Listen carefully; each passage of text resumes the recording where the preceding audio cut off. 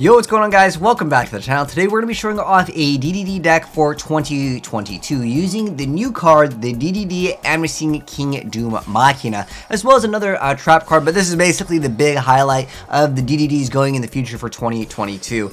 Now, it does come out in Battle of Chaos, which is coming out at least right now, unless it gets pushed back, because keep in mind, sometimes things do get pushed back. It's set to release on February 10th for the TCG.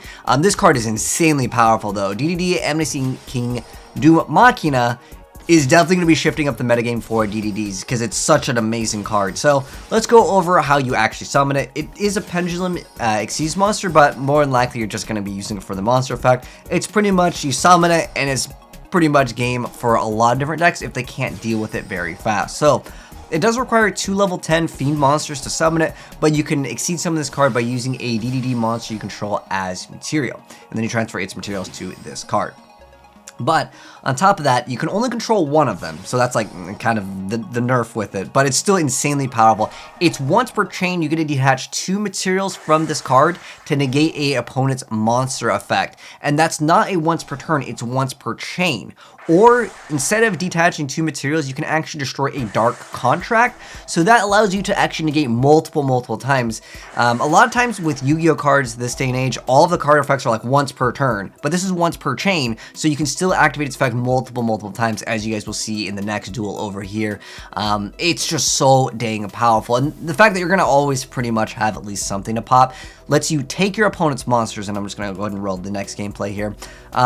It's going to let you take your opponent's monster and keep it as material, which means it doesn't hit the graveyard, which there's a lot of different decks that like can use effects in the graveyard. So it's really good not only stopping the effects, but making it so your opponent maybe can't use those other cards if it's like negate and destroy, it's in the graveyard, right?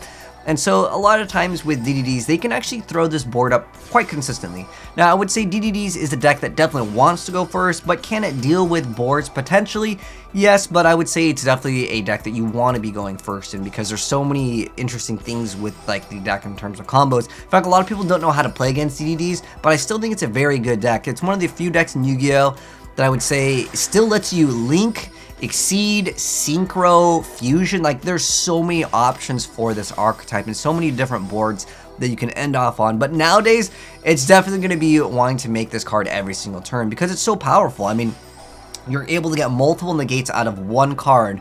And then on top of that, you're snatch stealing your opponent's cards as material. So the first time you do it, usually you only have 1 material. So you're just going to go ahead and snatch steal, although in this case, you happen to activate Miscellaneousaurus. But he's destroying the Dark Contract instead of detaching 2. Normally you negate and then you'd have another one. But we also have King Caesar, which also activates as an additional negation of the activation of the card. And there's a lot of searching with the DDDs, and there's a lot of reoccurring bring back this card. He decides to pop this, and he's just like, oh, you're going to pop that? Okay, I'm going to target that card. And the guy was like, you know what, I don't want to deal with it. Now, is this unbeatable? Because I could see this card being very frustrating because you see it, you're like, well, it detaches to negates and then it reattaches. How can you beat this? I do want to show off another duel. Shoutouts to Paradox for this one, and shoutouts to Fanis for the first one. But now, over here with Santia's build, it's still good. But I do want to go ahead and mention that there is another card called Headhunt. Basically, if you control a DDD monster, you get to take control of your opponent's monster. And if you have a DDD from the extra deck, it becomes a DDD monster, so lets you basically stack cards or do whatever you would need to have a DDD as a requirement. But this is actually a really good duel up over here. This is just one of the other newer cards. Some builds do play it, some builds don't. I'll give you guys a deck profile as well for this, but I just want to show you guys like the ins and outs and different builds that people are playing in different stepping stones, so you guys can kind of see what happens. Kali Yuga is a very popular card. So now we have 2 materials as attachment. That's another option to go for. Most of the other players were attaching and just stacking on top of each other, but you can see he has mass change to actually change, so he's going to go for a Hero Blast. And next up, you'll see Mass Heroes are going to try to use the effect, but he's going to activate the Headhunt, so he's going to be able to negate the effect and snatch steal the monster.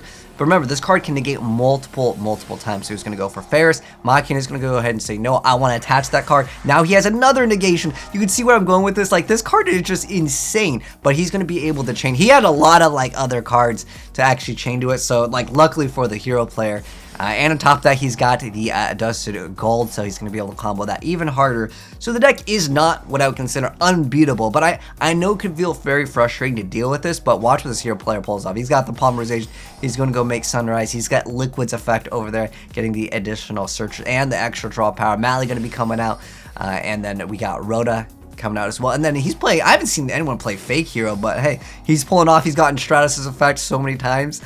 This one, well, before it got negated, but now he's going for Plasma. Now everything is negated, so we're going to be okay for the hero player. And I was going for a Mally Bane's effect. This one is almost a showcase of heroes, but I wanted to show you guys that it's not unbeatable. It is very good, though. He's still technically got this card to come out, but with the Miracle Fusion, it's just too much.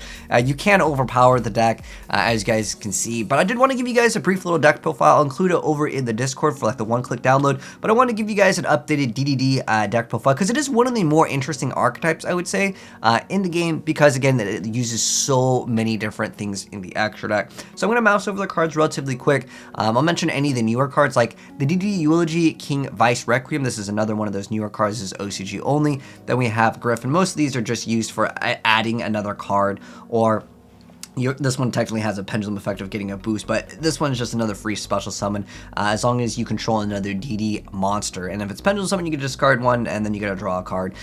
Pretty nice indeed as well, just to cycle through cards. This guy is playing the Curtain.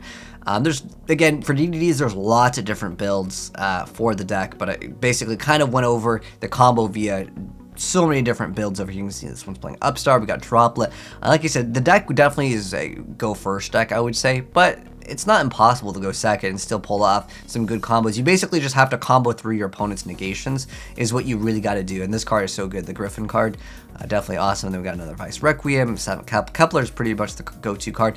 There's actually a few different cards that can search out the level 1s if you want to. I've seen a lot of people play that as well, where it's like the reveal. That is still another option as well. And then we have the Patented. This is another one of the newer cards. I didn't go over this card's full effect, but it wasn't in the gameplay. If your opponent special summons a monster of the same type, Fusion, Synchro, Exceed, or Link as a DDD monster you control, which again, you can have everything, you're gonna burn them for 1,000. Sometimes there are times where your opponent will just lose out if they're like a synchro based player. Sometimes they need to go for formula, they need to go for librarian, they have so many steps to it, and this could be a really great card in the side deck as well. If you know what you're playing up against, just make those, and then they'll have to deal with it, which can be pretty good. And for the extra deck, for this one, I'll just mouse over. No, I'm sorry, I don't know if I went over this one on the extra deck, so I'll mouse over the very first one by Fanus now. And then we already went over the second one. Like I said, I'll include the one-click download, but I know some people are playing this in real life, and you know, I need to mouse over the cards so you guys can actually get the deck profile. But I'm curious to know what you guys think about DDDs. It's an archetype that I always felt like was really good, but a lot of people just don't know how to play it or play against it, and that's just part of some Yu-Gi-Oh decks in general. They just don't seem to be very popular, but they're good. It's just, this deck has so many different steps to lots of different ways that you can end up with different combos, but nowadays it's gonna be this card. This is the ace, the star player. This is the new insanely powerful card that they have access to, and I know it got announced just not too long ago, and I haven't covered it in a video with multiple gameplay. I was saving my gameplay. That's why one of them, like, it was so old that it had the updated card text, and that's why when I moused over it didn't have it. But anyways, thanks for watching, guys. If you enjoyed the video, drop a like on it. If you're new and you want to see more new Yu-Gi-Oh deck profiles as well as gameplay, hit subscribe, turn the bell, and you'll definitely see more very soon. But take care, and I'll catch you guys in the next video, and I'm out. Peace.